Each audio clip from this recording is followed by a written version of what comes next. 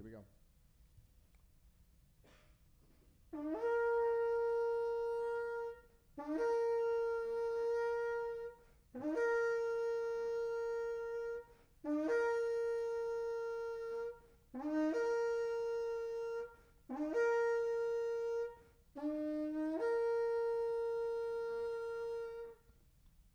Shabbat Shalom. Everybody standing, please. Blessed be Yahweh. Blessed be Yahweh, the blessed one. Blessed are you, Yahweh, the blessed one, for all eternity. Blessed are you, Yahweh, our Elohim, King of the universe, who selected us from all the peoples and gave us your Torah. Blessed are you, Yahweh, giver of the Torah, to the Elohim of Avraham, Yitzhak, and Yaakov. Master, we come to you today with bowed head and humble hearts, asking that you would forgive us of our sins, cleanse us of unrighteousness, that our prayers be not hindered this morning. Hear when we call unto you, O King, for you hath enlarged us when we were in distress. We thank you for this day that you have made, and we shall rejoice and be glad in it. We thank you for this Shabbat that you said you made the world in 6 days and rested on the seventh, and you were refreshed. And we shall also rest on this day, and there shall be a covenant between us and you, that we are in a covenant contract with you. So today, Master, we rest that we may be refreshed for the week to come. And we thank you, Master, for the week that you have given us. We thank you for the life that you have provided for us. We thank you for reasonable health, and we thank you for activity of our limbs and strength in our bodies. We thank you, Master, for knowledge to know who you are. And we thank you for wisdom to know who you're not, and understanding of your scriptures, Master, that we may bow our heads and come to you, O King. And we are your sheep of your pasture, Master. We are your people, Father. Hear when we call unto you, O King. We know that, Master, that you are one, and there's no other Savior besides you. We thank you, O King, that you kept us this week, that you brought us out to this day. We ask that you will look upon us with kindness and favor, O King. You know our needs, Master. You know all of our wants, O King. We thank you that what you have provided for us, the sustenance for our bodies, the raiment to cover our nakedness, and housing, Master, that we may lay ourselves down in peace and sleep, for only you allow us to dwell in safety. And we thank you, O King. We thank you for all things that you have given to us. We thank you for clothing us in our right minds, Master. We thank you for taking us out of idolatry and showing us your truth, O King. And we thank you for this Sabbath day. We thank you for this day that you have made, O King. We thank you for bringing our children home safely through us as they traverse throughout this week. Master, we thank you for all the families that are here and the people that are represented. We thank you, O King. We come today to bless you, Master, that our praises may go forth, O King, and that you may continue to bless us as we go throughout this week and bring us here once again safely, if it be thy will. This is our prayer.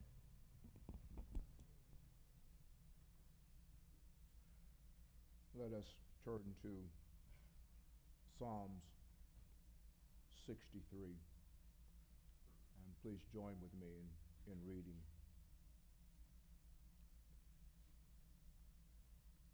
A psalm of David when he was in the desert of Yehuda. O Elohim, you are my Elohim. I will seek you early. My heart thirsts for you. My body longs for you in the land parched and exhausted, where no water can be found. I used to contemplate you in the sanctuary, seeing your power and glory, for your grace is better than life. My lips will worship you. Yes, I will bless you as long as I live. In your name, I will lift up my hands. I am satisfied as with rich food. My mouth praises you with joy on my lips, when I remember you on my bed and meditate on you in night watches. For you have been my help. In the shadow of your wings I rejoice. My heart clings to you. My right hand supports me. But those who seek to destroy my life, may they go to the lowest part of the earth. May they be given over to the power of the sword, and may they become prey for jackals. But the king will rejoice in El. Everyone who swears by him will exult, for the mouths of liars will be silenced. 64. for the leader of the Psalm of David. Hear my voice, El, when I plead. Preserve my life from fear of the enemy. Hide me from the secret intrigues of the wicked and open insurrection of evildoers. They sharpen their tongues like a sword. They aim their arrows, poison words, in order to shoot from cover at the innocent. Shooting strongly and fearing nothing, they support each other's evil plans. They talk of hiding snares and ask who would see them. They search for ways to commit crimes, bringing their diligent search to completion, when each of them has thought it through in the depth of his heart. Suddenly, El shoots them down with an arrow, leaving them with wounds. Their own tongues make them stumble. All who see them shake their heads. Everyone is awestruck. They acknowledge that it is El at work. They understand what has done. The righteous will rejoice in Yahweh, and they will take refuge in him. All the upright in heart will exalt. All praise to the Most High, the mighty El.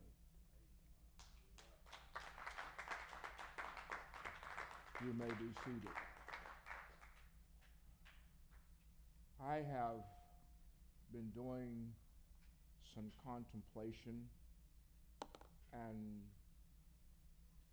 I have been thinking about texts that I need you to also think about and understand. I want to read to you from Devarim, Deuteronomy, chapter number 13.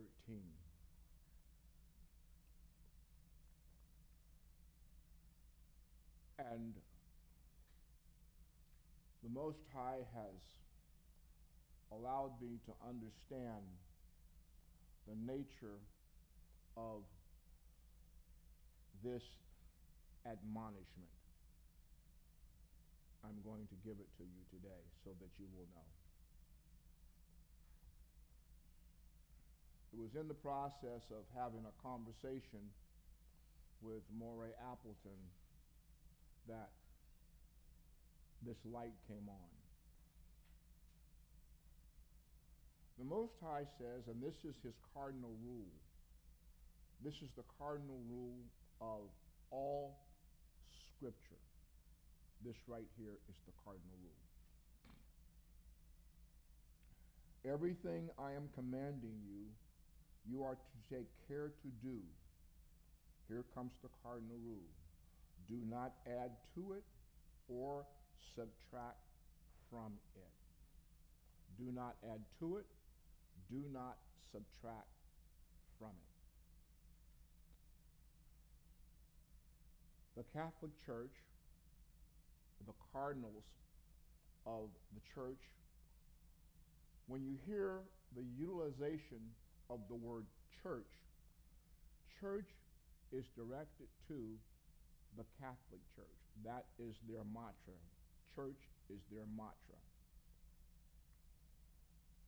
They have said and recorded and publicized on YouTube and other social media platforms that they subtracted the Sabbath from a day of worship and added the first day of the week, which is Sunday, as a day of worship. They have stated that publicly. They have recorded that. The question that you and I have to ask ourselves as conscious, believing individuals is, what else have they changed? So now if the cardinal rule is do not add and subtract, but they have said that we have changed the Sabbath worship to Sunday on our own accord, then what they have done, they have subtracted from the Father's word, and what they have introduced to you is a system that is associated with Mithraism. Mithra. Mithra is the worship of the sun.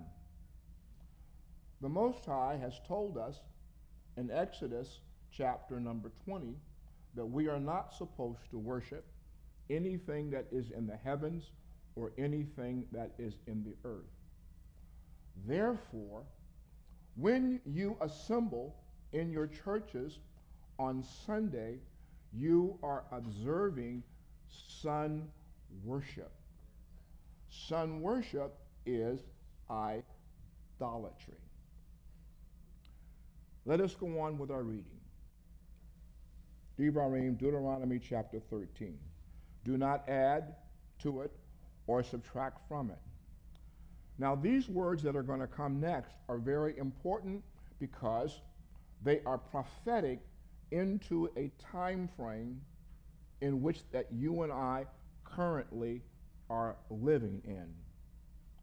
If a prophet or someone who gets messages while dreaming arises from you and gives you a sign or a wonder, and the sign or wonder comes about as predicted when he said, let's follow other gods which you have not known, and let us serve them, you are not to listen to what that prophet or dreamer says. For Yahweh, your El, is doing something. He's testing you in order to find out whether you really do love Yahweh, your El, with all your heart and all your being. Now, the text says, if a prophet or a dreamer gives you signs and wonders, and the sign or wonder comes about as predicted when he said, let's follow other gods. I'm doing this to test you. Now, please understand that there is a total misunderstanding in terms of what Scripture is. The majority of individuals with a European Greek theological mind believe that the New Testament is Scripture. Well, I'm sorry, but it's not. So, we get back to our text here in Devarim that says, do not add to or subtract from. Being Hebraic and studying Scripture from a Hebraic perspective, we know beyond a reasonable doubt and can prove to you by Scripture that that text over there is filled with misunderstandings, misquotations, and additions and subtractions, and do not line up with the Father's Word. So now, Hebrew people with the Hebrew mind, what has the Father done for us? The Father has told us in this text, I'm allowing a document to be written. A document that is going to propose to you another God. That is not me. For I have said to you through my prophet Isaiah, to whom do you compare me? Who am I like? So you can't come now and tell me that I have changed my mind and given my authority to a human being brought into existence as a demigod called Jesus Christ that you worship. I have allowed that to happen because I am testing you to see whether or not you love me.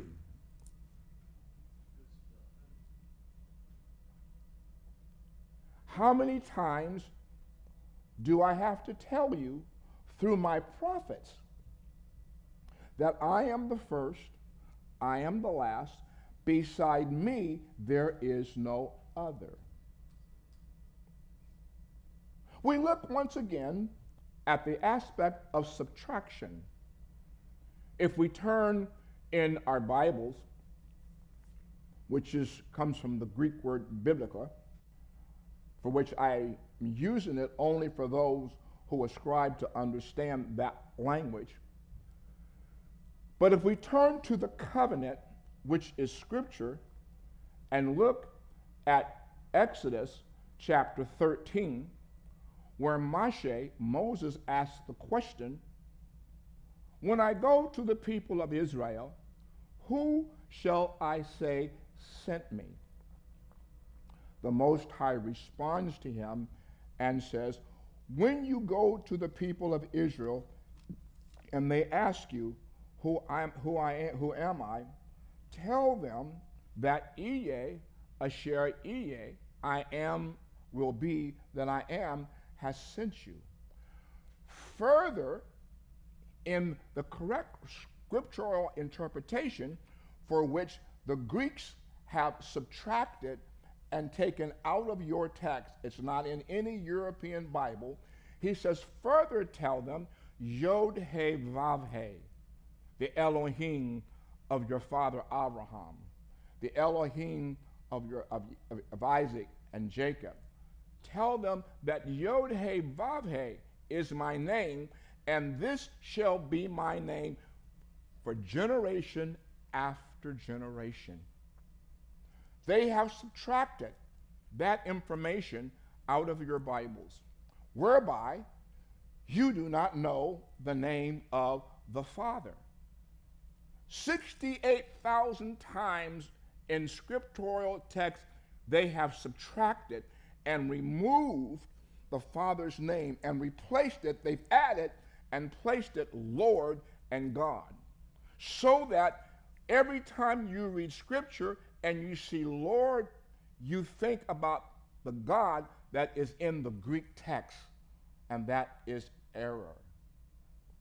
I submit to you who are faithful, believing individuals and trust in the Creator of all things. Ask your leaders why they refuse to use the true name of the Father who has created all things. They have given you text that allows them to talk about the Holy Spirit. But once again, how idolatrous can we be? If we do a research, words mean something. If we look into words and get an understanding of their origin, you will find that the word holy is a word that is associated and comes from an idolatrous heathen source. So the correct understanding of how we should read these things when we see them written in text, we should call them by their correct understanding. The Creator is set apart.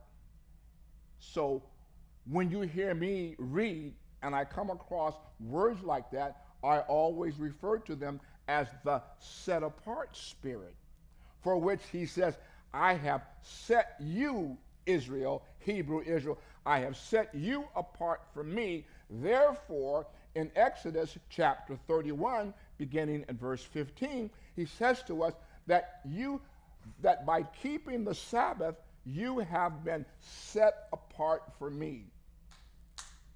What have they done for us? They have added and subtracted.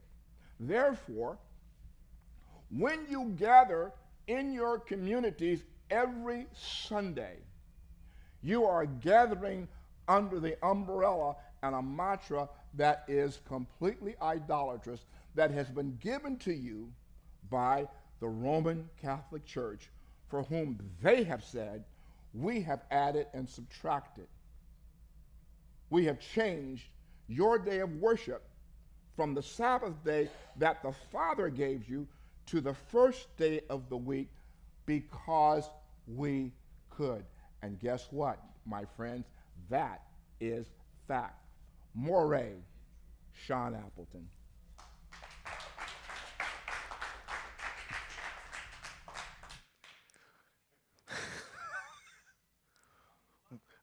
I mean, why am I even standing up here now? The groundwork has been laid for me already. The groundwork. To the beneficent, the Most High, who has allowed us to be here yet one more again. That has allowed us to observe what does this mean? The mitzvot. What are these supposed to represent? Who has given us the stability to show the nations and those individuals that we are a set-apart people, that we observe the laws of the Most High. So to that opulent spirit who has created all things from nothing, who has created that construct that your spirit is living in called a body, who's created everything that you see around here, who at the beginning didn't have anybody to ask what the color of dirt was going to be. He did that. Nobody else. So, to that opulent spirit, I say thank you and I praise the Most High for allowing me to be here one more time in front of your people. To Ambassador, Brother B, Shabbat Shalom to you today, sir. Thank you for your prayer.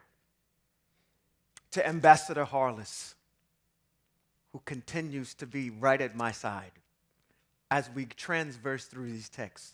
Shabbat Shalom to you. To Ambassador Tate, who runs our media. Shabbat Shalom to you, sir.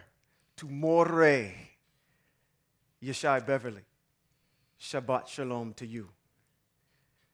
To the leader of this house, the Moray, the Honorable Robert B. Holman Jr. Shabbat Shalom to you, sir.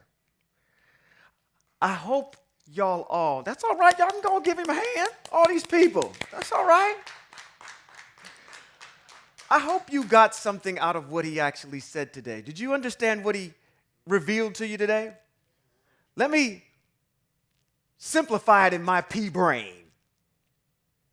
He gave you the formula and the reason why, if you've ever wondered why the New Testament and Christianity exists.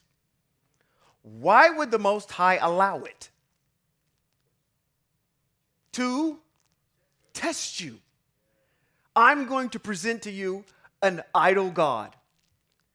He presented one aspect of it today, because what the New Testament and Christianity aims to do is to eradicate the Hebrew people. When you get over there, there is no Hebrew people. It's just everybody. It eliminates the Hebrew people. It also eliminates what? The land. Your inheritance. Do you realize that the Most High never said that you group of people, this group, this set of land is for the United States? Is there any other place on the face of the world that the opulent spirit has deeded that land that he made to a specific group of people? Do you realize that you Hebrews are the only people in history, in antiquity, that actually have a deeded set of land of real estate to you directly from the Most High?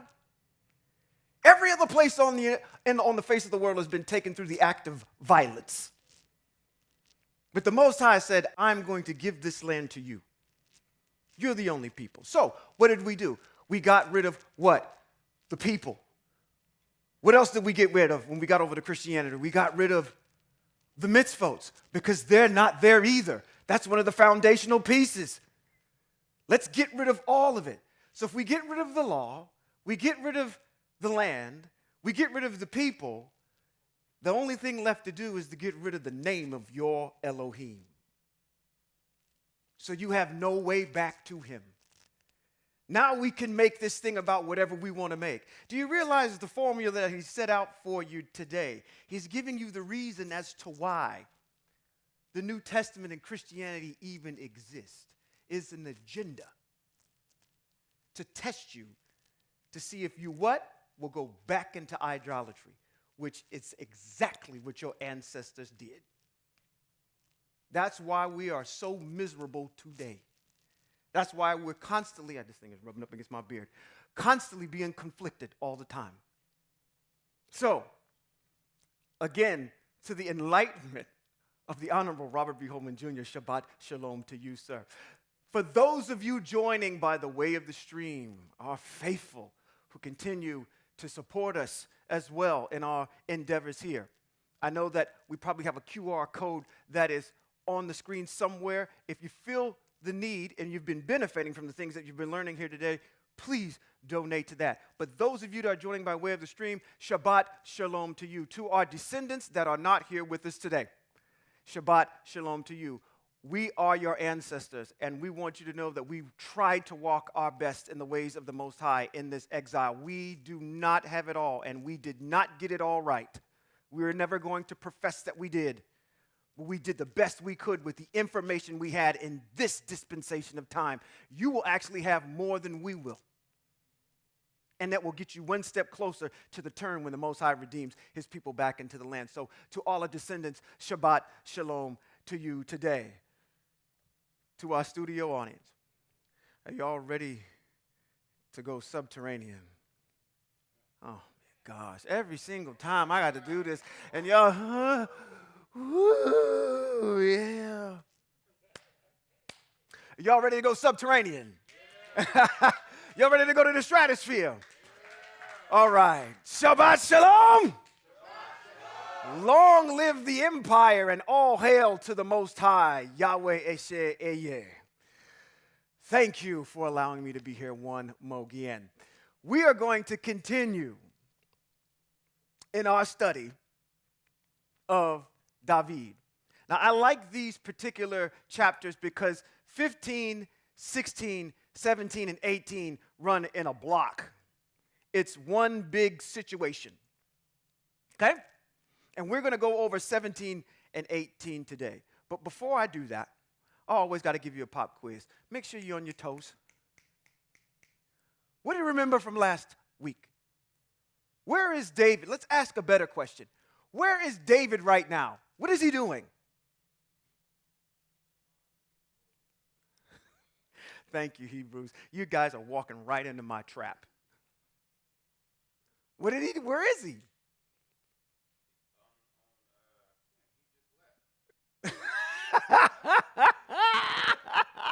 Yeah, he just left. He just left his mama house. Yes, he just left. He just left Israel. Why? Absalom, which is whom? His son. He's fallen out with his son. Okay. Why is he falling out with his son? Yeah, I'm feeding you all the answers. What else can we remember from last week? Who is that? The next of kin avenger, that is a concept, yeah. It wasn't necessarily a focal point of last week, but it did come up. What else do you remember? I must have bored y'all to tears last week.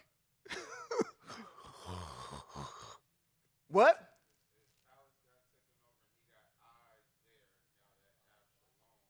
Okay, he does have spies that went back into the land now that Absalom is in where? Anybody remember where Absalom is right now? He's in a city of refuge. It is called, starts with an H. And Hebron, yes. He's in the city of refuge. Anything else? I actually want to stop right now and jump into this because I told my colleague and my mentor today that I was going to be short. And today the Most High said, no, you're not. You're actually going to cover all 4 chapters today. You're going to cover 15 and 16 again because we're going to have to do it, okay? In order to understand what's going on in 17. Because in 15 and 16, 17, 18, what you got to understand that there's 2 things that are happening simultaneously. There's the things and the events that are happening in Eretz Israel with Yerushalayim, what's going on there, and what's going on in Hebron, and the second issue that's happening with David outside. He's kind of technically still in the land. He crosses over the Jordan, but he's technically outside of Yerushalayim, okay? So there's 2 things that are happening simultaneously here, all right? But we're going to go over some things again. We're going to get real nerdy today. This is where I like to be. I like to be in the nerdy end of the pool. So if you get bored to tears today, I know why. I see this lack of mass and today. I understand why, okay? But let me help you. Anytime that you need to remember a story, let me give you something that might help you along, okay? When I ask you what you learned or what do you remember from last week, remember the breadcrumbs. And the breadcrumbs are going to be the mitzvot. Because what do? We're taking the text, we're opening up the text by reading it, and every so often we see these mitzvot pop up. So if you remember the mitzvot that we talked about last week, you can fill in the gaps in the story. Watch this. What mitzvot did we talk about last week? We talked about actually 3 of them, 3 mitzvot, and then there was one undercover one that was in there. Can anybody remember what mitzvot we talked about last week?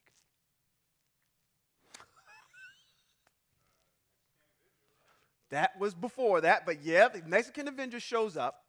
It's one of the backdrops in it. Let me help you out. The 3 mitzvot that we talked about last week are the vow. We also talked about not cursing the leader of your people. And we also talked about the mitzvah of appointing judges. Okay? We also talked about one that's in there, and I talked about it because there's certain individuals that can only carry the Ark of the Covenant. There's a mitzvot that's assigned to a specific tribe. Who is that tribe? Kahat. And they are part of the greater part of the tribe of Levi. Very good. So let's go over the mitzvot and you can fill in the story. Okay? Because now what you're going to do is you're going to say, oh, I know that mitzvot, and oh, I know a story that's associated with that mitzvot. Okay? Help you remember it a little bit better. So let's talk about the one about appointing a judge. What was the issue surrounding appointing a judge? Well, that's close. What was said in the back was Absalom appointed himself as a judge. Yes, he does, in part. So let's go. That's a great starting point because that's our first breadcrumb. So at the beginning of 15, what happens? Well, actually, we've got to roll all the way back to 14 because out of 14, we see David dealing with this issue and his son Absalom because we talk about the next of kin avenger. We said there's a clever way for him to get Absalom to come back into the land, which is don't let me see you. Okay? And then we end 14 by David actually saying, because I'm the next of kin avenger and I have the ability to either kill you or leave you alone, David elects to leave his son alone. So we pick up at the beginning of 15 with this issue that says Absalom now is riding with 50 guys as his bodyguards. And he goes out to the gate of the city. And when he's at the gate of the city, the people would come to him and they would say he would hear their case. And that's when we applied the mitzvot that says that when you get into the land, you are to appoint judges because his father was not appointing judges fast enough. And so therefore, remember I kept saying that, his YouTube following kept growing and growing. His subscribership kept growing and growing and growing and growing and growing because he would be intercepting these issues as people would come into the land acting as a judge. That was our first breadcrumb. That's our first part of 15. Now what happens after that? It jumps to this issue where he was doing this for 40 years. He was doing this for 40 years. And then he goes to his father and he says this to his father. There's another mitzvot that gets dropped, the mitzvot of the vow. What's the issue with the vow? Who can remember what the issue with the vow was?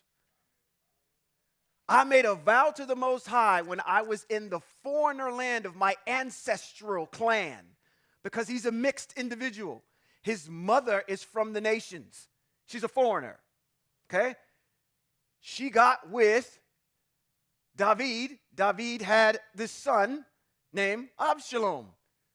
So Absalom goes to his maternal grandfather. While he was there for 2 years trying to dodge his father, David, he makes a vow to the Most High. So basically what he tells his dad, he says, I got to go back and honor the vow that I made to the Most High, which is basically to kill you and take the throne. Because what was the vow? The vow was, is if you allow me to come back to Jerusalem, that I would serve you. So now what we see at the rest of this chapter is this coup start to unfold. Absalom then, what does he do next? He takes 200 of the men of leaders of Hebrew Israel, unbeknownst to them, and goes into Hebron. There's your other mitzvot. Why does he go into Hebron? Because it's a city of refuge where what? The next of kin avenger cannot touch you.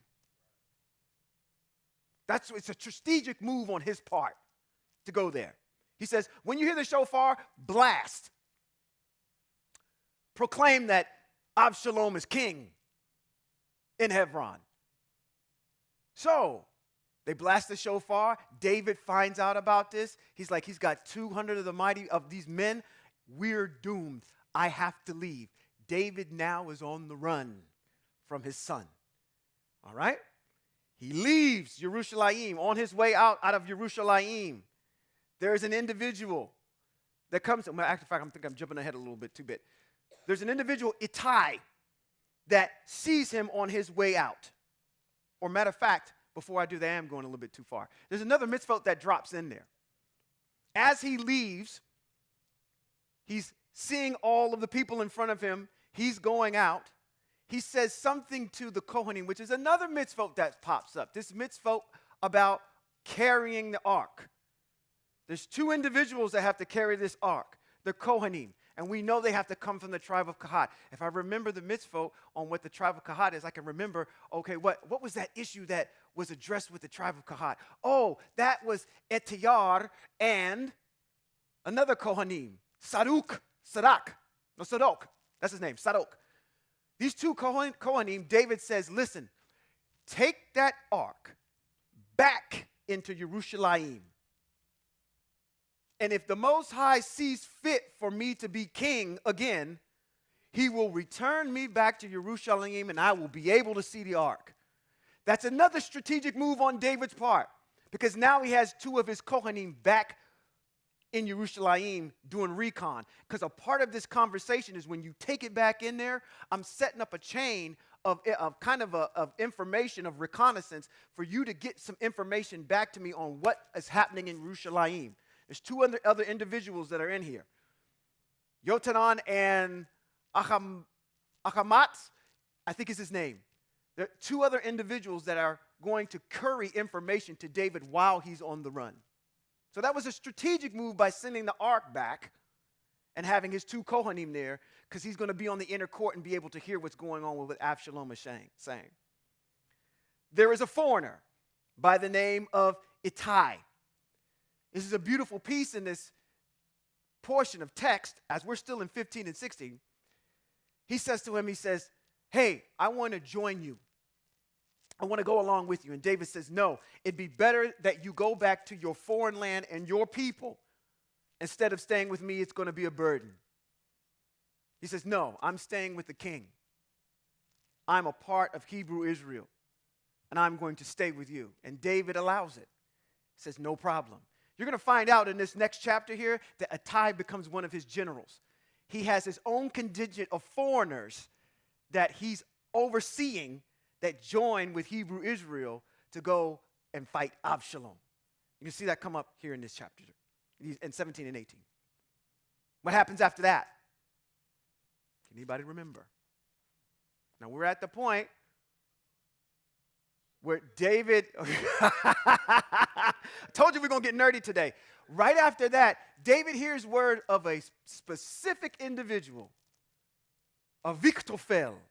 And I said something about Ahitophel. Ahitophel is this individual that is the counselor to David. It says, when Ahitophel spoke, it was like you were getting something probably from Moshe himself. So his word was regarded very highly. He finds out that Ahitophel has now joined forces with his son. And he says, now we are doomed. And David proclaims something to Eye Asher Eye. He calls out to Eye Asher Eye and he says, please, Eye Asher Eye, confuse the wisdom of Ahitophel. The Most High answers David's prayer. How? By sending someone who? His name starts with an H. It's Hushai. He's David's best friend.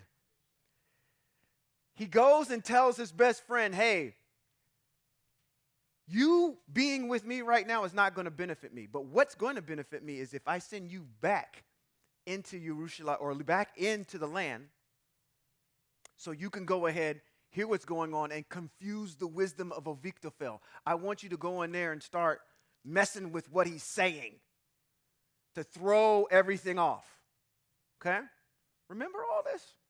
Okay. He goes back in there, right?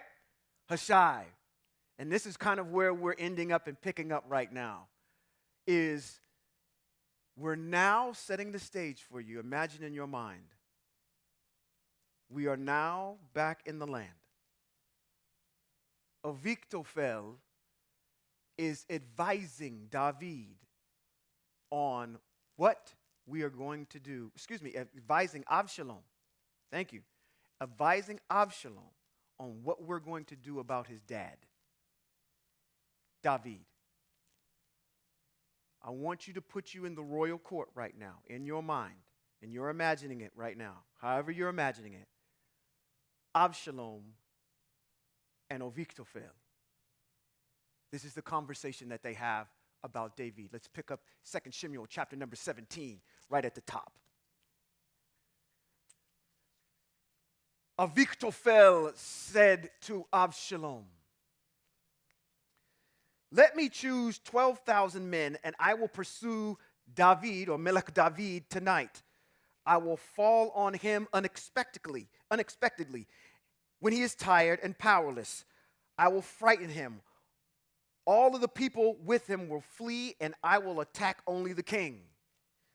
Then I will bring back to you all the people, and when they have all returned, except for the one you are seeking, all the people will be in peace. Does everybody understand what Ahitophel is telling Avshalom right now? What we're going to do is tonight, I'm going to assemble 12,000 men, and we're going to fall upon David, Melech David, when he doesn't expect it at night. The people will see us coming. They'll scatter. We will take David out. David's going to get clipped. And then we'll bring back all the people into Israel, and there will be peace. Now, again, I want to establish for you Ahitophel's pedigree. Ahitophel is the one that confirmed the prophecy that the prophet Nathan told David, because he broke the mitzvot and did something with Bathsheba that he shouldn't have done, right? He committed adultery with Bathsheba. The prophet Nathan came to him and told him about that mitzvot of theft, and he blurted out, he says, there's four should be repaid for this one, because he gives him this a little analogy about the rich man that had the one that had all this abundance, and then the poor man that only had this one little ewe lamb, and at least the traveler came in town. He killed this guy's ewe lamb, the only one that he had, to let him understand that this is a mitzvot about theft. You stole. And David, out of his own mouth, says what the mitzvot is and what the consequence should be. So I rolled out this idea that says, hey, listen, you're going to see David get paid back. And while he gets paid back, the Most High is going to take 4 of something from him. Okay? Those 4 are going to be his sons. And you can see that roll out over text. But that's that whole entire piece that's there. All right? Okay. We good? We good? Okay. Good, good, good, good, good, good, good, good, good, good, good, good, good. So let me continue to keep going on. I'm going to stop where I am right now. I'm going to put a pin in that. We're going to come back to that. So, verse 4. What he said pleased Absalom and all the leaders of Israel. Actually, I'm going to take the pin out of that and make my point. Ahithophel again is the one that brings that prophecy to him. Natan brings the prophecy to David and says, the sword will never leave your house, and because you did this in secret, the Most High is going to expose you publicly. David leaves his 10 concubines back in Israel and Jerusalem. They sit under the counsel of Ahithophel to Absalom. He says, put a tent on the roof and sleep with these women. Let all of Israel know it. It is a part of a prophecy that the prophet Natan had told David. So I want to give you some credibility to what this man, what he holds. His word is very tantamount for the leaders. So in 4, he says, what he said pleased Absalom and all the leaders of Israel. Then Absalom said, now call Hushai the Archi. Does everybody continue to understand who Hushai is? He's David's friend who David sent back into the land to confuse the advice of Ahithophel. So what we're going to see is Hushai fool with this advice about what? Taking 12,000 men, going and pouncing on David in the middle of the night, dispersing the people, killing David, and bringing all the people back. We're going to see how Hushai messes with this. Okay? Let's move forward. It says, then Absalom said, now call also Hushai the Archi, and let's give equal hearing to what he has to say. When Hushai appeared before Absalom, Absalom said to him, Ahithophel has said such and such. Should we do what he says? If not, you tell us. Okay? Hushai said to Absalom, Hushai's motivation is what? To mess up Ahithophel's advice. Remember that. That's the backdrop. That's your framework. It says, Hushai said to Absalom, the advice of Ahithophel that's given this time is not good. You know, Hushai, continued Hushai, your father and his men are powerful men, and that they are as bitter as a bear deprived of her cubs in the wild. Moreover, your father is a what? A military man. And he won't camp with the rest of the people. Right now, he's hidden in a pit or somewhere. Is he? No, he's not hidden in a pit anywhere. When I thought about this and this whole bear thing, I had to put this back into perspective, and I want this put you guys back into perspective here. But we're going to go somewhere, and I don't have this in the notes, but I'm going to go to just have it ready, 1 Samuel chapter number 17, 34 through 36. But I'm going to continue to keep reading along in here because I want to get somewhere first before I go there. But the next place I'm going to is 1 Samuel, and I should have did this up here, y'all. I am so sorry. Mitzvos that we're going to discuss today, I don't know, because there's none to pull out. We talked about a little bit from the previous chapter, so there really isn't any mitzvos we're going to cover today. These are the main places I'm going to hit. Okay. Let's continue on with where we are in verse number 9. I'm going to drop down to where it says so. So, what will happen is this. When they begin their attack, and whoever hears about it says a slaughter is taking place among Absalom's followers, then even the strongest among them, someone whose courage is that of a lion, will completely collapse. For all Israel knows that your father is a powerful man, and those with him are powerful men. 11, rather, I advise that you summon all of Israel to come to you. From Dan to Beersheba, that is everybody. And symbol the whole entire nation of Hebrew Israel, not just 12,000 guys.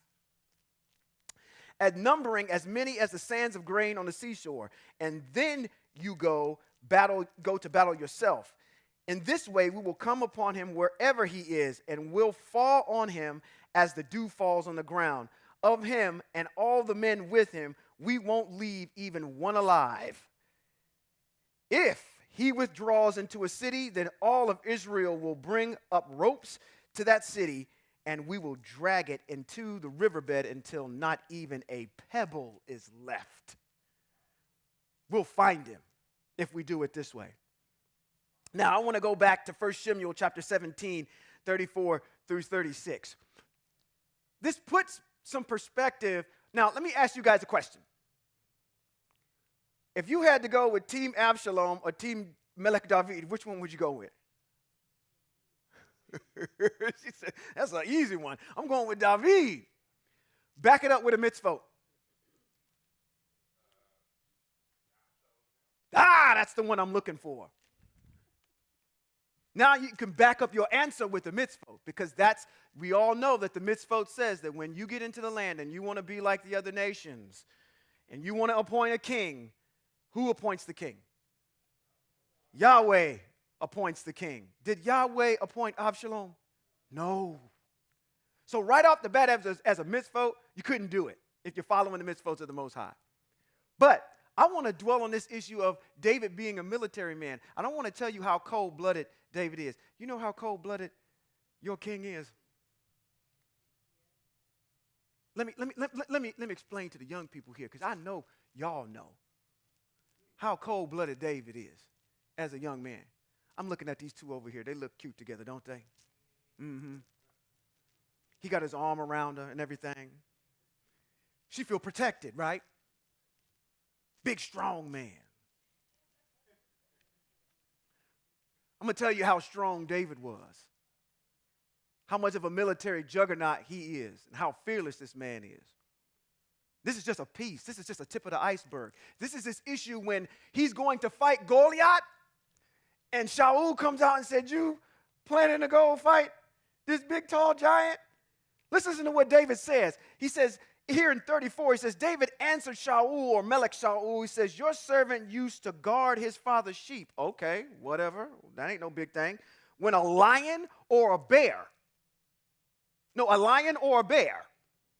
would come and grab a lamb from the flock, I would go after it, hit it, snatch the lamb from his mouth, and from his mouth, and if it turned on me, if this fool had enough intuition to still be alive, if it turned on me, I would catch it by the jaw and smack it and kill it. This is what you young people would today say. He would one-tap that NPC or whatever you guys are playing on them video games. He'd get one-tapped straight out. Now, I want you to answer this honestly. Do you think old boy will be able to grab a lion by its mouth, smack it in the head, if it even looked up and thinking it was going to do something? You think you're going to do that? I'm not trying to bring you down, brother. I'm just trying to say this is who your king is. Okay? But that's not the whole entire part of it. Your Moray back there said he was a boy. He's a man. He's young. He got to be 20 years old. Why? That's a young man. He's got to be 20 years old by the mitzvot. Why? Because you can't be in the military without being 20 years old. Okay? Which I'm going to use the Moray's Moray saying, when you apply what? You'll always get the right answer. If you apply what? The rules to the problem, you're always going to get the right answer at the end of the day. Okay? So, this is who David is. Now, I want to explain something to you. That's just the small part of it. This is a guy that's fearless. He can beat up bears. But that's not what makes him cold-blooded. What makes this man cold-blooded is the fact that Eye Asher Eye has his back. You can't touch him at all. That's what I would fear the most. Not the fact that your king can kill bears, but your king wields the power of the Most High, that when he calls upon the Most High answers him. That's what you need to be afraid of. That's what you guys need to fortify yourselves in, because just like King David, when the nation of Hebrew Israel calls upon their Yah, he will answer and defend you. But since you don't know who you are, I guess nothing will happen. I guess you will continue to keep getting your butt kicked in exile. So you keep continuing to call on that piece of wood and that piece of metal and that rock you've shapen and whatever you want to create in the sky to worship that has no power at all. That was created. I always will continue to keep saying this. All these things that you worship were made organically from something that the Most High created, the earth or whatever wood. You're fashioning that and carving it into something to worship. When your Christ is stapled to that cross, who do you think he's calling on? He's calling on my Yahweh to save him.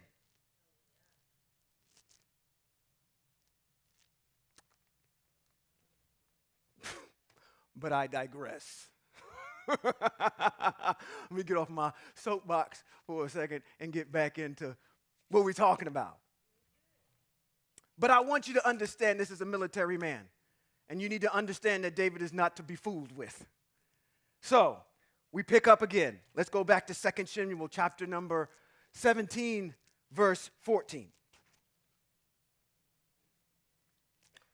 Avshalom and all of the men of Israel said, the advice of Hushai the Archi is better than the advice of Ahithophel. So what do we have? Ahithophel's advice, 12,000 men at night, kill David, bring all the people back. What is the advice of Hushai? Which is to frustrate that particular advice, is say, bring all of Israel, and we'll all come upon David because we know that we're going to need it. And if wherever he is, we'll drag that city until we find where he is. For Eye Asher Eye had determined to frustrate the good advice of Ahithophel so that Eye Asher Eye could bring disaster on Avshalom. Then Hushai said to Zadok and Abiathar, the Kohanim. Who are these two individuals? I talked about them earlier. David gave them instruction to take the ark. These are the Leviim from Kahat. Back into the city. If you want me to come back into the city, Most High, you will bring me back and I will see the ark. These are the two Kohanim, his spies behind enemy lines.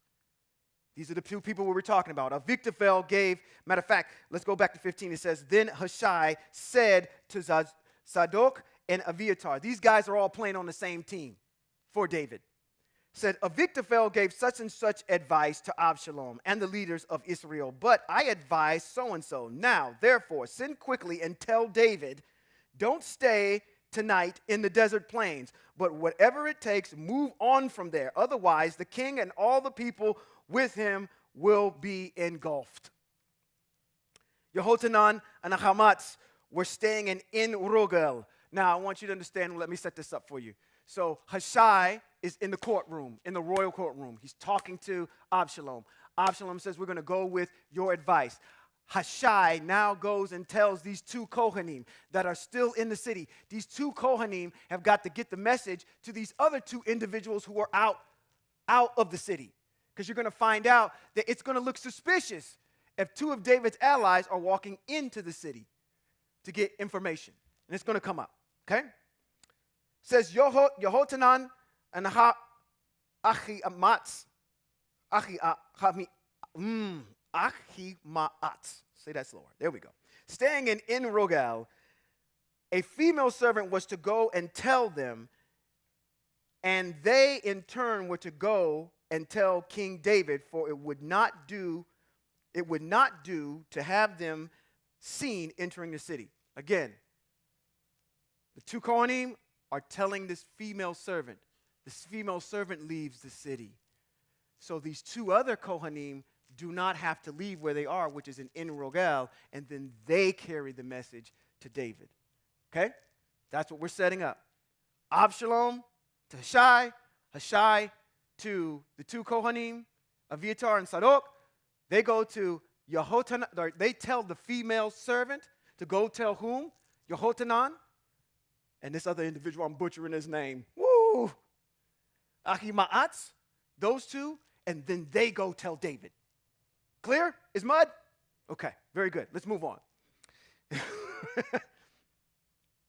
It says, Yotanan and Ahimaatz were staying in Enrogel. A female servant was to go and tell them, and they in turn were to go to tell King David, for it would not do to have them seen entering the city. 18, but a boy saw them and told Absalom. So both of them took off quickly and came to a house of a man in Bachurim, who had a cistern in his courtyard, and they went down into it. His wife spread a covering over the cistern's opening and scattered drying grain on it so that nothing showed. This is where I'm going to get a little nerdy. This is where I'm going to physically tell you right now. I'm looking at everybody in this room. This is a theory. This is me talking. But I want to put this together for you. As I'm doing my research on this, or reading this city here, in verse number 18, when it says, this boy saw him, he took off and told Absalom, right? And then they run off. These two Kohanim run off, and they come to Bacharim. Nerdy time. Bacharim, does that mean anything to y'all? Who said yeah? It's familiar. Is that familiar to anybody? It bothered me a little bit. Because what we need to do is we need to go back. Bacharim is where mitzvot actually kicked in. In our last discussion, there was a man, when we discussed cursing a leader, his name was Shimei. He was from the house of Benjamin. And when he saw David and his entourage, what did he start doing? You piece of, get out of here. You killed our king, Melech Shaul. You low down piece of mo. He's cursing him. His commander, Yavishai, says what? Why don't you just let me go over there and take this dude's head right off of his shoulders? Right? Let me take this dude's head right off of his shoulder. Why? He's cursing the king. He says, no, don't do anything to him. Maybe Asher will show me favor because I'm showing him favor. So I'm making a vow not to hurt this man. But do you know where this man is from? Bacharim.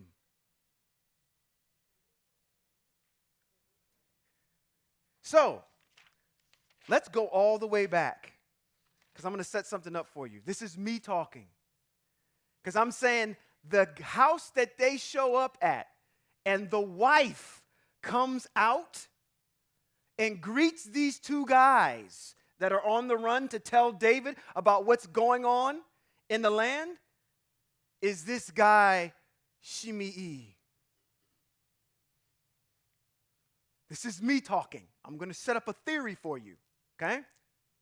So what's happening here is this guy, David, and his group are traveling. This guy from Bacharim comes out, pelts him, curses him. He's following David the whole way through. So where isn't he? He's not at home. He's following David, cursing him. It never says this guy's name, that's the house that these two individuals went to, but I want to set this up for you so you can see it. Because while he's away cursing David, his wife, supposedly, again, this is me talking, takes these two Kohanim and hides them in his cistern while the husband is away. Because had the husband been there, they probably would have not been able to hide. But let's go all the way back. Let's go back to chapter number 18.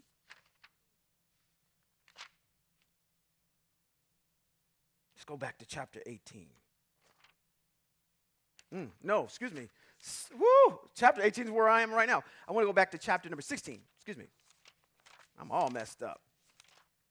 I'm going in the wrong direction. I am. I am. Let's go back to verse 5.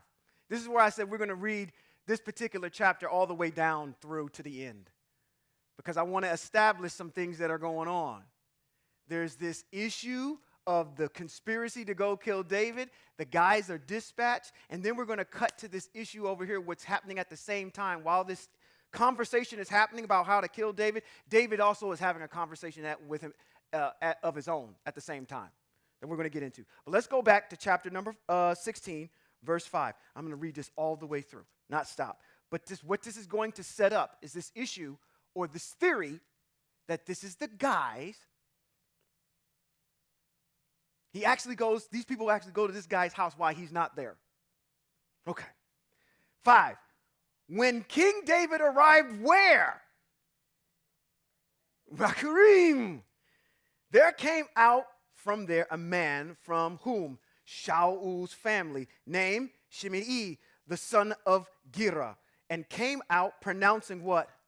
Curses. That is a violation of a mitzvah. You do not curse the leader of Hebrew Israel, throwing stones at David and all the king and all King David's servants, even though all the people, including his bodyguard, surrounded him right to left.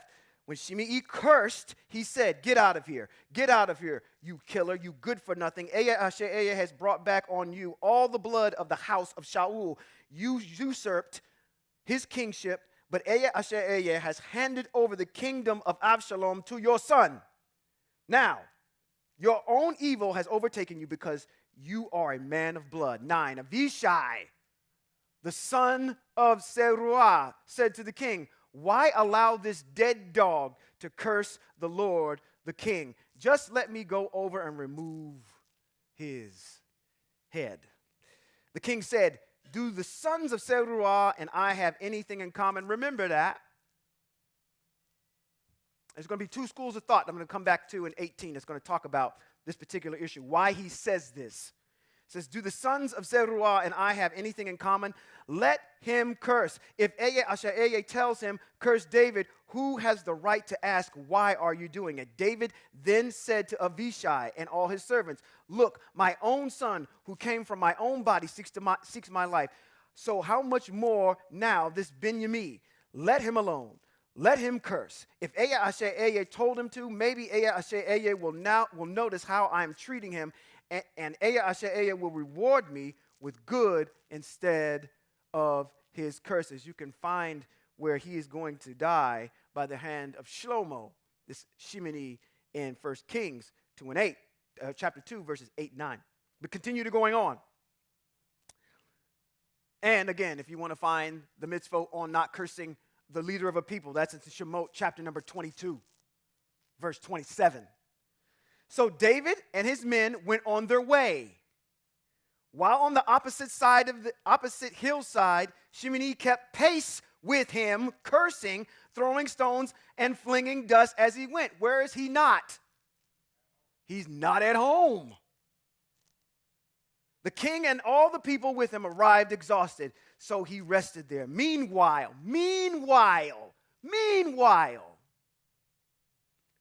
Absalom and all the people, the men of Israel, came to Jerusalem. Ahithophel was with him. Hushai the Archi, David's friend, came to Absalom and said, "Long live the king, long live the king." And you see through the rest of this, he's professing his allegiance to the king, as Ahithophel, a matter of fact, Absalom questions his loyalty by saying, "Why are you even here?" And he says, "Hey, listen, I'm going to stick with you because you are the self-proclaimed king," which he's lying to him about that. And then Ahithophel goes in there and advises him to fulfill the prophecy of Natan as you get through 21 all the way through 23.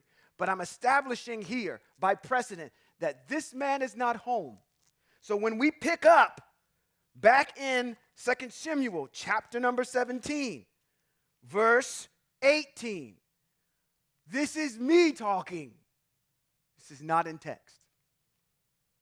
I have reason to believe that when these two Kohanim are running quickly to tell David about the plan, they actually run to this fool's house. And his wife actually hides them. Okay?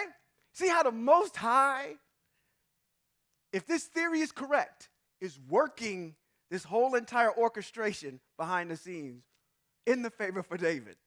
So he actually gets the message. Okay? Because it's very important that he understands what's going on, because if he doesn't move, he'll be killed. Moving on. Make sense? Topic of discussion. I like Moreh Yeshai. He's going to come up to me probably afterwards and be like, you know what? I like that you brought up. But brother, did you consider this? This is what we call the Dunning-Kruger effect. The DKE. Anybody heard of that? It says that when you study something so much, you think you become an expert at it. And it reaches a point on the graph where you think you're educated. And then amongst peer review, Moreh, Ben, Elkanah, Israel, when you go see them and your people, they tell you, no, brother, I think you got it wrong. Oh, no, brother, I think you need to reconsider this. So that graph dips back down. Your understanding comes back down. And as you start considering everything that your peers have told you to consider, it comes back up again. So your understanding of it comes back up, but it's fortified, it's higher than what it was before. It's called the Dunning-Kruger effect. So I'm saying at this particular point in time, until my peer review happens, I'm going to go with this issue that this was this man's house. And while he's away, his wife is actually helping the cause. Okay? 18. But the boys saw them and told Absalom. Both of them took off quickly and came to the house of a man in Bahurim who had a cistern in his courtyard. And they went down into it. I hate to keep stopping, but everybody understand what a cistern is. Have you ever been? For those of you that have been to Africa, you know what a cistern is. Sometimes they have the cisterns above ground. In some instances, they have the cisterns in the ground. Which one of your ancestors was thrown in one? Joseph was thrown in a cistern by his brothers, and they had to pull him out. And then that begins this issue of our people going down into Mitzrayim. In a cistern in the courtyard, and they went down into it. 19, his wife spread a covering over the cistern opening and scattered drying grain on it so that nothing showed. Verse 20, Absalom's servants came to the woman at the house and asked. That was my other indication as well. Why is the woman answering the front door? Why is she looking in the eye ring and saying, oh, I'll answer that, instead of her husband coming out? Seemed kind of odd to me, but it is what it is.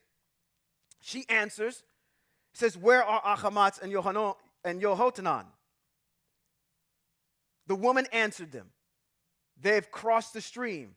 After searching and not finding them, they returned to Yerushalayim. What other story this reminds you of? Just right off the bat. I'm going to take a side quest. Come on, you know what it is. What other story is this? Where two people rolled into town to do some recon, and a particular woman took them in. Shh. I know you know. A particular woman took them in. She hid them in the roof. And to put dried flax over top of them until the people were able to get out safely, and she lowered them down out of the window, right? And they were able to give it. What? Anybody remember that? That was in the book of Yehoshua, with the two spies that went to go see the prostitute. They walked into her house and she hid them. Reminded me of that story. Not to say that they're the same, not to say that this relates to one to the other. It just reminded me of the same thing that happened before in the past with our ancestors. The woman answered, said to them, they've crossed the stream. After searching and not finding them, they returned to where? Yerushalayim.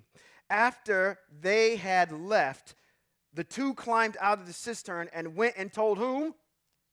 Melech David, get up and cross the river because Avitophel has given such and such advice against you. David and all the people with him got up and crossed the Jordan. By dawn, every one of them had crossed the Jordan.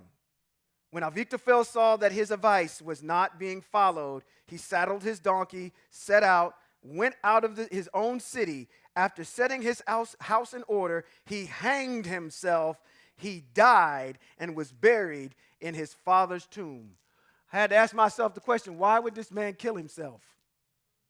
Why would he commit suicide? And there's no right answer to this. I could not find anything in text that backs up a concrete reason as to why. I have my own reasons as to why. Pride. You are the counselor to the king, and now my word is not being followed. It's being frustrated. Pride could be one. I took some notes down here. I said the violation of Vayikra number 18 by promoting uncleanliness and defilement of the land. What did he tell of Avshalom to do? Take your father's wives, go to the roof of the house and have sex with them. That's uncleanliness. The repercussions of uncleanliness is you're defiling the land. Could have been because of that. He's giving unwise counsel by telling Avshalom to openly break mitzvot. Another one could have been, again, in that same vein, committing adultery, which is in Vayikra chapter number 20, verse 10. He's telling him to do that. And he probably understands that he is not anointed by the Most High El, that David is anointed by the Most High El. He's going along with this. These are just some of the things that I thought about as I read this. I'm not saying that they're right or wrong. You may have your own issues. There's nothing in text that reveals the specific reason as to why he killed himself. But I'm just trying to apply mitzvos to say he's prideful. His advice, his counsel was frustrated. This is an individual that's telling people to break the mitzvot to him, even though this was part of a prophecy that happened with Natan. He's realizing it. Is what he's telling Avshalom to do. And so since now my word means squat, my life means squat. So those are just some observations that I had. Not to say that they're wrong or right, just joining in the conversation with you all. Verse number 22, it says, 24, excuse me. David had reached Mahanaim by the time that Avshalom and all the men of Israel had crossed the Jordan. Avshalom had put, okay, here we go. This is the thing that I've been telling you guys about for the last 3 weeks that I'm going to try to explain. There's going to be another one. This is Sean talking and not text. Avshalom put Amasa. Let's read this slow. This is nerdy. Okay? So if you go to sleep, don't worry about it. Put Amasa in charge of the army in place of Yoav. Who is Yoav? It is his nephew, but what position does he hold in Israel? He's David's general.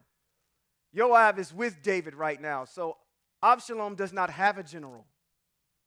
So he appoints this individual named Amasa. Now read this. It says, Amasa was the son of a man whose name was Yitra, the Israeli. He's from Israel. This is almost as if to say it doesn't really designate what tribe he's from. Who had sexual relations with Abigail, the daughter of Nahash, Seruah's sister and Yoav's mother. For you nerds, does anything in there strike you as odd? I'm going to read that slow one more time. Okay? Amasa, the son of a man, or the son of a man whose name was Yithra. I'm going to look at these two lovebirds over here, too, on these cameras, so you can actually go ahead and do some name association. You're going to be my Yithra. And you are going to have a young lady in your life named Abigail. Okay? You have a son named Amasa. Is that what the text says? Amasa was the son of a man, Yithra, the Israeli, who had sexual relations with Abigail, the daughter of Nahash, Seruah's sister and Joab's mother. Do you know who? You just told me that Joab was David's nephew. So that means that Seruah is David's sister. She has a sister named Abigail. And they're saying that her father's name is Nahash. I thought David's sisters were fathered by a man by the name of Yeshai. Nahash is an Ammonite king. Let me take you to it. Come on, y'all don't believe me. Let's go to 1 Chronicles chapter number 2, verse 9 through 17. I'm trying to establish here that what's stated here in the text, that Abigail's sister is Seruah. They're sisters to David. If they're sisters to David, then who should their dad be? Yeshai. So why is the text here saying that their father is an Ammonite king? Now, there's two schools of thought on this. This is some theoretics here, okay? Now we're going to get into some theory. Two schools of thought. Let me explain the first one here by going, and you can decide, all right? You can decide between the two. Or maybe you have another idea. But we have to, you see what I'm trying to do? I'm trying to resolve the issue as why the text says her father is Nahash. And then let's read 1 Chronicles chapter 2, verse 9 through 17. It says, the sons of Hetzron. He's the son of Peretz, who's the son of this issue between Yehuda and Tamar. Okay? So we're establishing, if you read up earlier, they're establishing that they're from the tribe of Yehuda. We're talking about the tribe of Yehuda here, okay? The sons born to Hetzron, Yerahmeel, Ram, and Ki-Luvai. Ram fathered Aminadab. Aminadab fathered Nachshon. Remember that name. Prince of the descendants of Yehuda. Nachshon fathered Salma. Salma fathered Boaz. Who was Boaz's wife? Ruth. Okay? We are not walking the lineage of Jesus Christ here. Okay? Because they'll name these people in his lineage. Okay? Because it's not Jesus Christ. Fathered Boaz. Boaz fathered Oved. Oved fathered Yeshai. And Yeshai fathered Eliab, his firstborn, Abinadab, his second, Shim'ah, the third, Natiel, the fourth, Radai, the fifth, Otzim, the sixth, David, seventh. And their sisters, Seruah and Abigail. So we have a person's name that we're associating here with is Avishai in Chronicles that says that he's the father, should be the father of Abigail and Seruah. Is everybody following where I'm going? Okay. Here's school of thought number one. Oftentimes when we read text may be referring to a couple of generations further back. So when it's saying here to make the text work in Shemuel that says that she's the daughter of Nachshon, read up above a little bit. It says that Nachshon fathered Salma. So it's referring to him. She is a daughter of him. Do you ever see in anywhere in text where it says the great-great-grandfather, great-great-great-great-grandfather, or the father of the... No, it never says that in Hebrew text, does it? So one could establish that this individual here, when it says Nachshon fathered Salma, that they're referring to, and when it gets back over into Shemuel and it says Nachash, now I want to also present this to you as well. Nachash and Nachshon both have the same Hebrew root, which is Nun Chet and Shin. Nun Chet Shim are in both of Nachshon and Nachash. So we could be talking about the same person, but it's going back further in her lineage. This would be her great-great-great-great-grandfather. That's option number one. Ooh, I done burnt some brain cells with that one.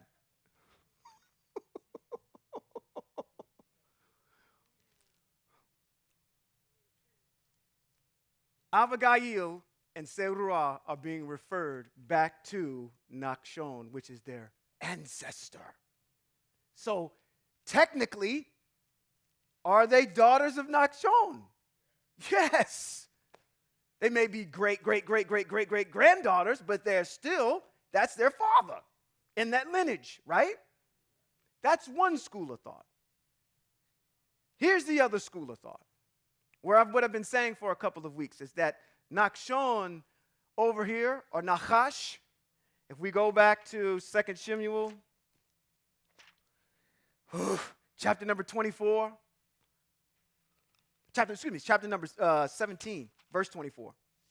Chapter number 17, verse 24. Matter of fact, let's skip down to 25. It says, Absalom put Amasa in charge of the army in place of Joab. Amasa was the son of a man whose name was Yithra, the Israeli, and who had sexual relations with Abigail, the daughter of Nachash. By my explanation, you could say, yeah, you could apply the other one and saying that's referring to her great-great-great-great-grandfather, Seruah's sister and Joab's mother. So that continues to keep them within the house of Yehuda. Here's the second school of thought, that Nachash there is actually referring to an Ammonite king.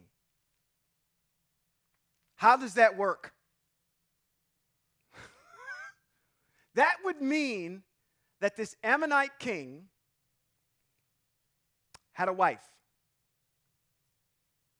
had sexual relationships with her, had 2 daughters,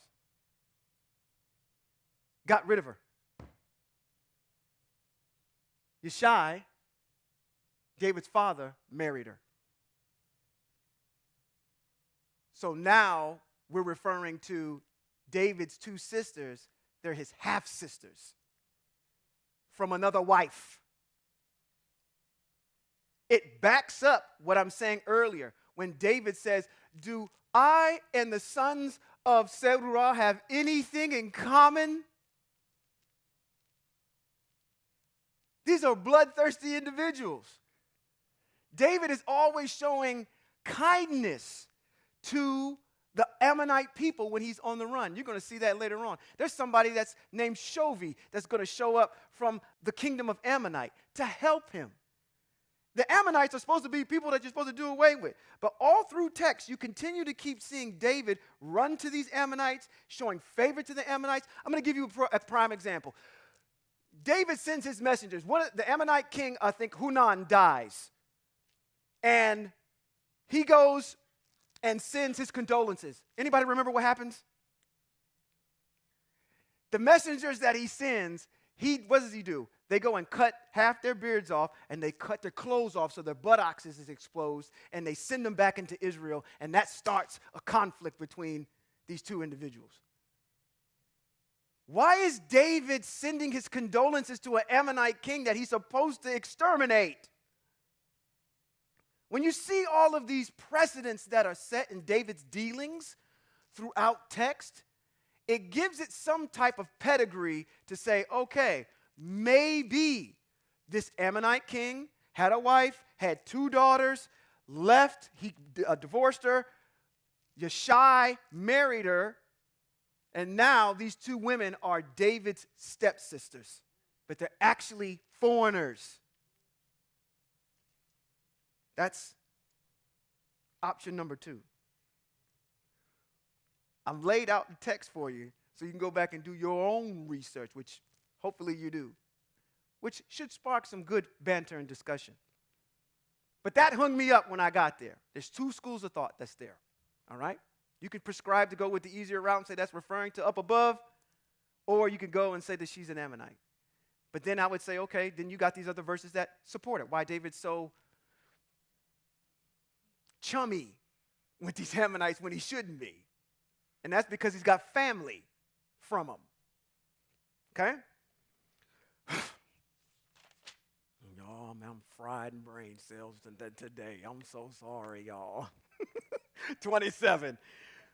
Verse 27 in chapter number 17. After David had arrived at Machaim, Shovi, the son of Nahash. If this is true, then this would be the brother of Abigail and Seruah. They're cool with him, if you go with my theory that I have up above, what I just explained. So Shovi, from the son of Nahash, from Rabbah, of the people of Ammon, Mahir, the son of Amliel, from Lodebar, and Barzillai, the Giladi, from Roglim, brought beads, basins, clay pots, wheat, barley, flour, roasted grain, beans, lentil, roasted millet, honey, curdled milk, sheep, and cheese made from cow's milk, from David for David and the people with him to eat, because they said, these people are hungry, tired, and thirsty from the desert. How many of you people in here know black folk? Y'all don't know black people? You don't know them? Y'all don't know them? Wow. David might have a coup on his hands. I see how y'all get when y'all don't have Chick-fil-A in every 3 hours.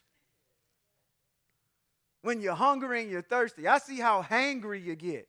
Y'all some of the most irritable people to be around. Okay? So these provisions are being brought from the nations. Part of this group is coming from the nations to go ahead and supply David with the provisions that he needs while he's out dodging his son. Okay? Let's pick up in 18 and finish this out. We all good? We good? We following the soap opera? And what's going on? Okay. Let's finish with days of our lives, or David of our lives. I would turn this into the housewives or something. We can turn this into something, can't we? Put this on the WB or whatever. I'm probably dating myself. There ain't no WB no more. 18. David took a census of the people who were with him and appointed over them commanders of thousands and hundreds. Who does that remind you of? Thank you. There's an individual. He had a father-in-law. His name was Yithro. And he said, listen, you out here with all these millions of black folk in the mixed multitude. They hungry, they sweaty, they funky. They don't have no water. Bathrooms are in short supply. It smells and stinks to all high heaven. And they coming to you with every little issue. Put yourself under those circumstances, and then you start dealing with relationship issues that they coming at you with. What do I deal with this, and how do we govern ourselves here? He's got all these people to deal with, and Moshe has taken it upon himself. And what does his father-in-law tell him to do? He says, you need to appoint some people and delegate this out so you don't have anarchy on your hands. David is kind of following in the same vein. He's got quite a few people with him. He's got a couple thousand people with him. It says, David dispatched the people, a third of them under the command of Joab, who's the son of who? Seruah, his sister. A third under Avishai, which is Joab's brother. and then the son, or Avishai, the son of Zeruiah, Joab's brother, and a third under Ittai the Gittite. Now remember, Ittai the Gittite met David on the road while he was leaving the land. He said, I want to be with you, but you have to understand that this is a foreigner. Is fighting alongside David. And David allows it. He gives a third of this group to them. He has the command over the foreigner group, the people that came with him. Okay? So there's 3 factions that David has. It said, and the king said to the people, I will also go out with you myself. Whoa, wait a minute. And then the people replied, don't go out. King, please don't go out with us, because if we flee, they won't care about us. Even if half of us die, they won't care about us. But you are worth 10,000 of us. So it is better now that you stay in the city and be ready if we need help. All of Israel is converging on David. The whole entire country that hasn't gone with him is converging on him in this area. The king answered them, I will do whatever you think best. I like this about David. He's not a totalitarian. He's not a dictator. He will listen to the people. And if the counsel is wise, he will follow it. So the king stood at the side of the gate while the people went out by hundreds and by thousands. The king gave the order to Joab. Listen.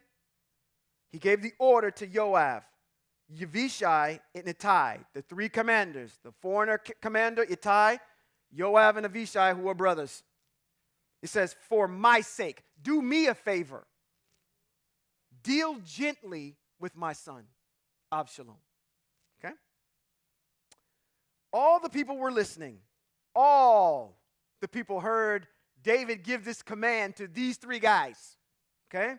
When the king gave to all the commanders this order concerning Absalom. 6, so the people went out into the field against Israel. The battle took place. So what do we have? We got David's group contingent fighting all of Israel now. This is sad here. It says the battle took place in the forest of Ephraim. The people of Israel were defeated. So that means Absalom's group were defeated. There by David's servants, there was a terrible slaughter that day. 20,000 men died. Wow, that's like the World Trade Center times 6 plus 2 more. I think there were like 3,000 some odd people that died in that. And that number may be off, but can you fathom 20,000 men of Israel dying? For the battle there was spread all over the countryside. The forest, now listen here, the forest devoured more people that day than the sword did. How many of y'all have seen Predator? With Arnold Schwarzenegger, get to the chopper! Y'all ain't seen Predator? Okay, y'all seen Predator. Come on. Classic movie if you haven't seen it. At the end of Predator, Arnold Schwarzenegger's character does not have too much ammunition. So what's he start doing? He starts using the forest. He starts sharpening things. He starts setting booby traps. Right? How remember this guy? Sylvester Stallone. There's a movie called Rambo. John Rambo. When he's out in the forest, he's using the forest against them. David is a military man. He has military leaders. We'll just use our terrain against you. What's to say that they didn't go ahead and dig pits, put spikes in the bottom of them pits, and when you're over there, pop, pop, pop, pop, and all of y'all falling in the ditch. More of the forest consumed them than the actual sword did. They were using their terrain. And I'm going to show you how they get Absalom the same way. They're using the forest as a tool. Okay? So, this is a teaching. I'm going to springboard off of this. you Christians, when you come over here and you try to think that you're going to do something to us, we use the forest. And the forest is the mitzvot. I'm going to tell you what, and you'll get axed by those before we'll even lay a finger on y'all. We'll use our terrain. I don't know what you're using. A bunch of empty whatever. Matter of fact, you're using our forest and using it incorrectly, which is killing you. So, they're using the forest in order to annihilate all these people. It says in verse 9, it says, Absalom, this is what happens to his son. Here we go. Absalom happened to meet some of David's servants. Absalom was riding his mule, and his mule walked under the thick branches of a terebinth tree.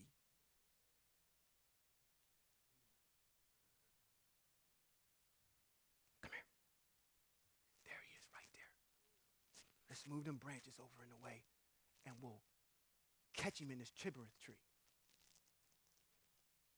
That is a depiction of a terebinth tree. They actually have some, it's like an oak. I'm going to read something to you on it. Terebinth trees can also be this plant here, but they are mainly looking like this. Let me read to you a little bit about a terebinth tree. A terebinth tree is a deciduous flowering plant belonging to the cashew family.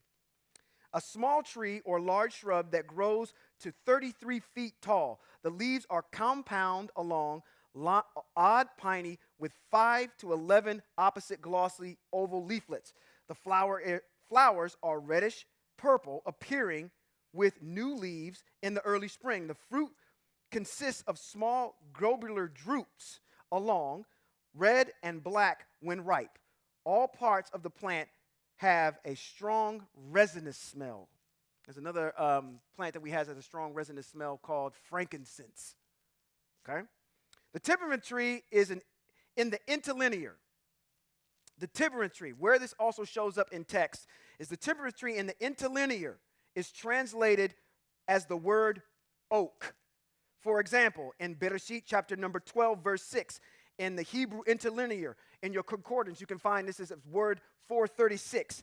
The word is Elohim. It's translated to the word terebinth tree. Other references include Bereshit chapter number 12, verse 6, Bereshit chapter number 13, verse 18, Bereshit chapter number 14, verse 13, and 18, verses 1. In reference to Abraham, in these chapters and verses, you will see the term, the oaks of Mamre, which is a terebinth tree. Verse 11. But let's go back. Let's go back to 9. Let's go back to 9.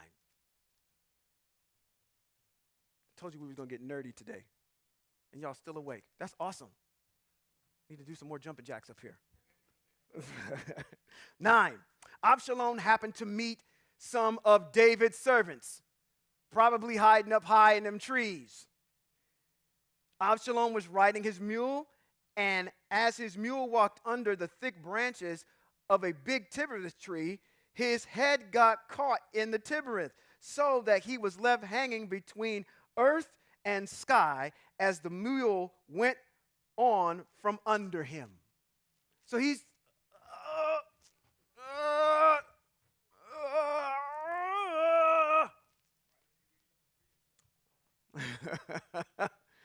question is, how come he probably didn't reach up and free himself? Probably couldn't. Maybe he was being held there. I don't know. But let's just say that what the text says, which is he met some of David's servants. We don't know where they were, but we can also see from the text above that they were using the forest as a crutch. So they probably used this and lowered it down there and caught him in this tree. Okay? Verse 10, it says, someone saw it and told Joab, someone saw that this man was hanging in a tree and told the commander, Joab, I saw Absalom hanging in the terebinth. Verse 11, Joab asked the man who told him, here now, You saw it. Why didn't you strike him to the ground then and there? What did David tell his commanders? As a favor to me, treat him with kindness. What does he say? You saw him. Why didn't you just strike him down? He says, I would have had to give you 10 pieces of silver and belt besides. You would have got a bonus. This Louis Vuitton belt that I got on, you could have had that too. Had you have done what you were supposed to have. Look at how he answers. He says, the man replied to Joab, even if I were to get 10,000 pieces of silver, I still wouldn't raise my hand against the son of the king. After all, while we were listening, because he said everybody heard you get this instruction, the king ordered you, Avishai and Ittai, be careful that no one touches young Absalom. Or if I had pretended that I didn't know. Let's just say that I didn't even hear that. I had my AirPods on and I was listening to Wu-Tang Clan and I didn't hear anything that you were saying. Ooh, okay, let me do another one. I was listening to Teddy Pendergrass. Okay, I didn't get that. I was listening to the Mighty Clouds of Joy. And I didn't hear what you were saying. Even if I had pretended that I didn't know, the king would have known otherwise anyway. And you wouldn't have even interceded for me either. Even if I acted if I didn't know. And the king found out. Do you think you want me to believe that you would have interceded on my behalf and said he didn't know? You would have probably stepped back and said, it is what it is. Okay? Joab said, I can't waste time arguing with you. Because he was right. And Joab knew it. So, what did Joab do? Joab took 3 darts in his hand and ran them through Absalom's heart. Took 3 darts, balled them up. Bow! Right into his heart. While Absalom, at least through Absalom's heart, while he was still alive, hanging from the terebinth. Then Joab's 10 armor bearers surrounded Absalom, struck him, and killed him. 3 sons are dead. Who are they? I said, now you've got this issue of this prophecy coming back on you. The sword will never leave your house, David. And I brought you this issue of theft. And I told you about the mitzvah, and you spoke it out of your mouth, what the issue is, or at least what the atonement is for that. He should pay back 4-fold. We got 3 sons. Who was the first? The baby. We don't know what the baby's name was. That's the first one. Who was the second? Amnon, the rapist. Amnon was killed by Absalom. Who's dead now? Absalom. We got 3. Number 4 is going to come up, but we're not going to get to him because that comes up in Shlomo. When Shlomo is king, there's this issue with Bathsheba saying, David, you need to make him king quick because Adonijah, the 4th son, is going to take the throne. And so, who kills Adonijah? Shlomo. That's David's 4th son. All 4 of them get took from him. Okay, let's go back. 16. And we are almost, no, we're not. I'm glad. See, you know what? I can do license like this because y'all never should have let me go to Atlanta and sit in the congregation of the Honorable Moreh ben Elkanah Israel. Or Elkanah ben Israel. Excuse me, I'm saying the name wrong. Because over in Atlanta, if you've never been there, they have Shabbat service all day. From the sun up to the sun down. So, I'm going to keep y'all here as long as I need to today. Okay? But we don't have long. So I'm going to pull a page out of his book today. So Joab sounded the shofar. We're in verse 16, okay? Joab sounded the shofar, and the people returned from pursuing Israel because Joab held back the troops. Then they took Absalom and threw him in a big pit. There's my other indication that they were using the forest. They were probably digging holes, like I said, putting stuff in the bottom of them. When they covered them up, they walked over it. They probably fell into it. The forest is consuming more people. This is probably another indication here as well to support that idea. But here it says that they threw him into a pit, a big pit in the forest, and piled a big heap of stones over him. All Israel fled, each one to his tent. 18. In his own lifetime, Absalom had taken and raised for himself the pillar which stands in the king's valley, because he said, I don't have a son to preserve the memory of my name. So he named the pillar after himself and it's called Absalom's monument to this day. Then Ahimaaz and the son of Sadok, the two Kohanim that were what? Commissioned, the Kahats that were commissioned to go back in to the land to scope out what was going on. It says, let me run. This is what he says. Ahimaaz, the son of Sadok, let me run now and bring the news to the king that Aya has judged in his favor by releasing him from his enemies. Say that one more time. Let me run now and bring the news to the king that Aya has judged in his favor by releasing him from his enemies. Joab says to him, you are not to be the one to bring the news today. You can convey the news another day. But today you will not bring news because the king's son is dead. Then Joab said to who?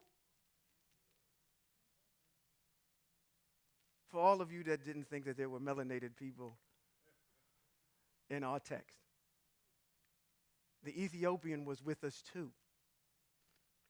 The Ethiopian, go tell the king what you saw. The Ethiopian bowed to Joab and then ran off. But Ahimaaz, the son of Zadok, said again to Joab, come, what may, please let me also run after the Ethiopian. Joab answered, why do you want to run, my son? You won't receive any reward for bringing the news. I don't care. Whatever happens, I want to run. So he said to him, run. I had to stop here for a second. I'm going to get on my soapbox for a little bit. Can I get on my soapbox? Okay, I'm going to get on my soapbox for a little bit. Because I heard the word run in here. And I thought about one thing that's going on globally right now. The Olympics. These Hebrew people believe that they are representing the United States of America. These are Hebrews that don't know they're Hebrews. When you look at the Olympics, anywhere, because there's a text that says that you are supposed to be the what? The head and not the tail. Why is it that everything that y'all touch, y'all excel at? Running the 4x4, 4 miles behind, catching folk and beating them 10 feet in front of them. Everything y'all touch on a world stage, you're seeing. You're seeing your people excel at it. You notice that? Everywhere you're put, you excel. Now, I don't like the fact, I'm going to say this, I'm going to be a hypocrite too. I'm going to be a hypocrite. I don't like the fact that our people participate in the Olympics.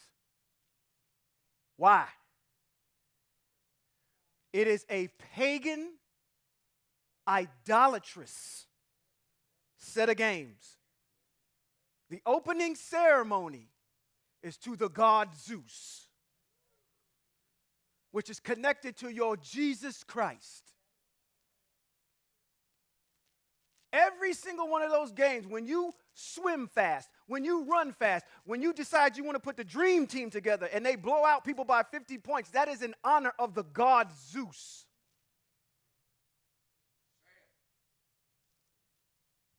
I wish that our people understood who they were.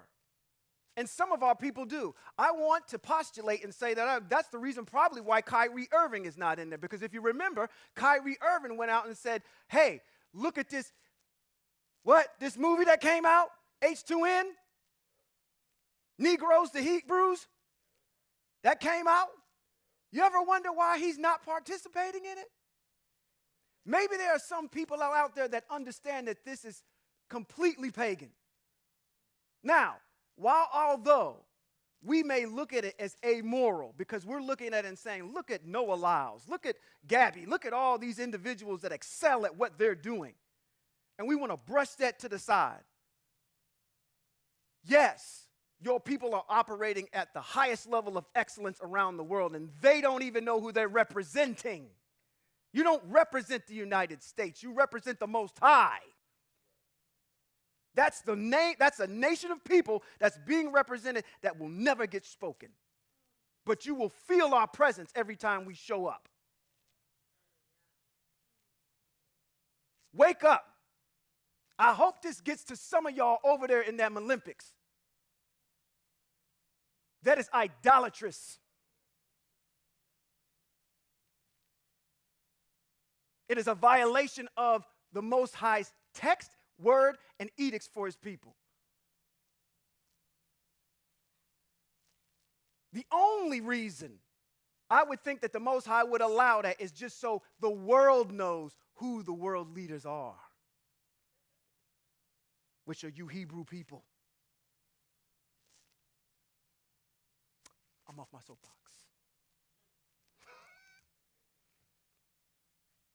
So when it says, so he said to him, run.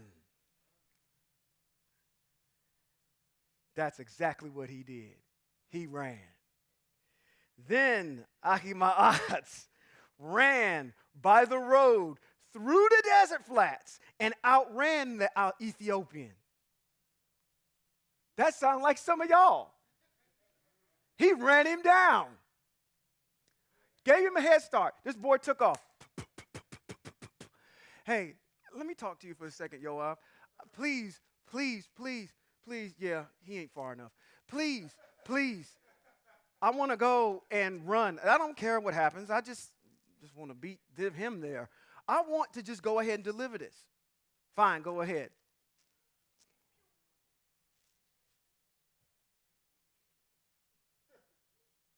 Okay, now I can go.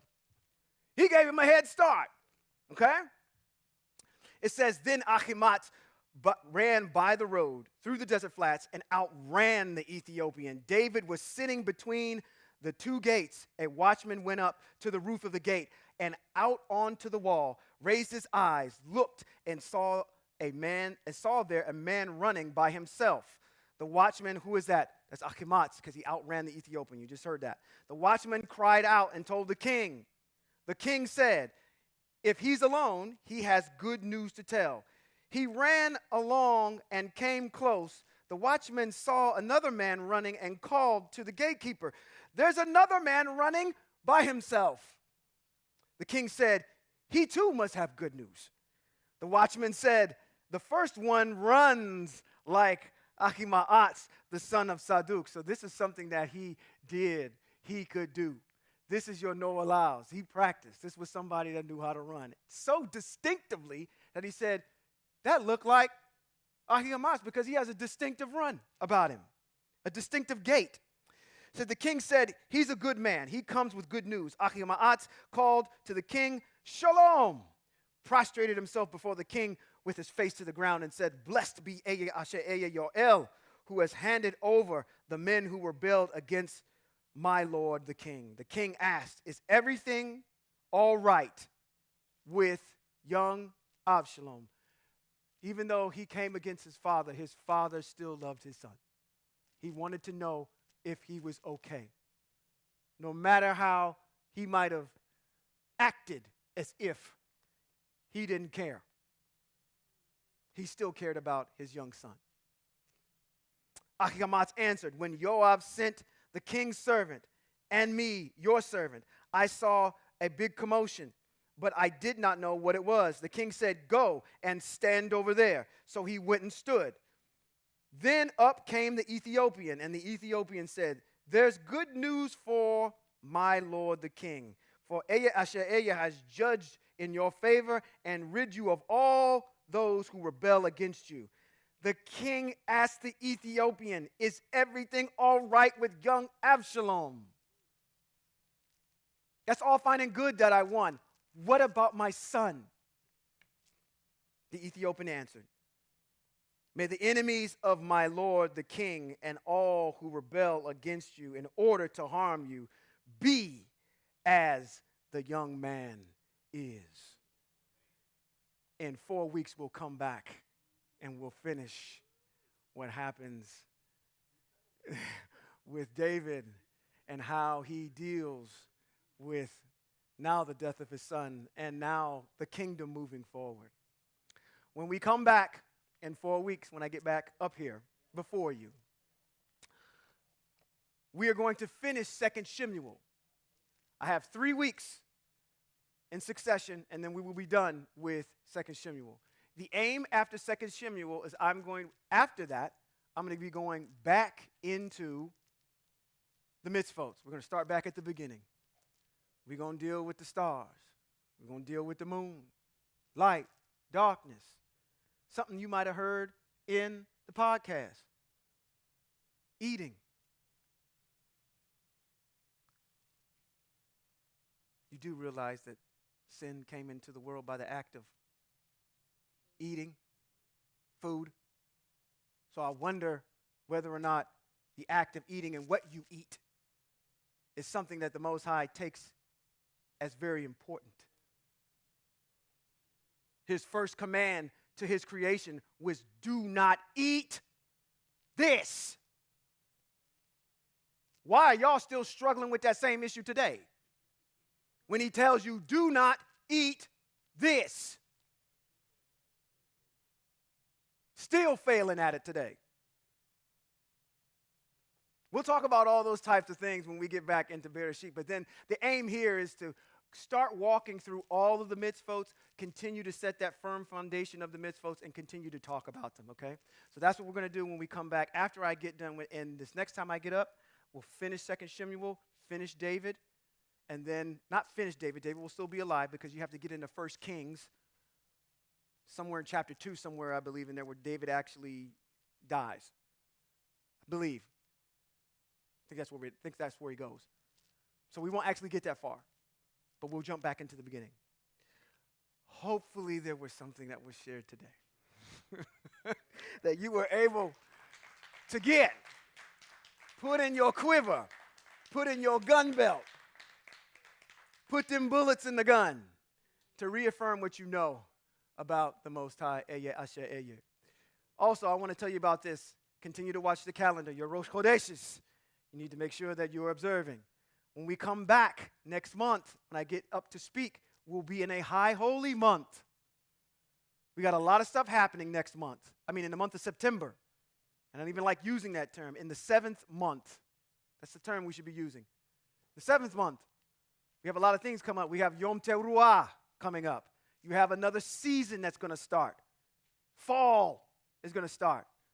You're also going to have Yom Kippur is going to show up. What comes right after that? Sukkot. So you're going to have a bunch of these mitzvot start coming up in the month, and I'm going to have to teach on that and try to finish David at the same time. So make sure that you bring your granola bars and your Gatorade and your water, because you're going to be here. Because, again, I'm going to take a page out of the Atlanta Factions book, because we're going to be here for a minute. Okay? Let me bless all of the empire of the house of Israel. All hail to Eye Asher Eye as we stand. It comes from Bamidbar, chapter number 6, verses 24 through 26. And it simply reads, to all of you, Yivareka Yahweh v'yishmareka Yair Yahweh panav eleka v'huneka Yisai panav eleka v'yasam leka shalom. In the English, it reads, may Yahweh bless you and keep you. May Yahweh make his face to shine on you and show you his favor. May Yahweh lift up his face towards all of you and give you shalom. Until next time, West Coast Hebrews, shalom.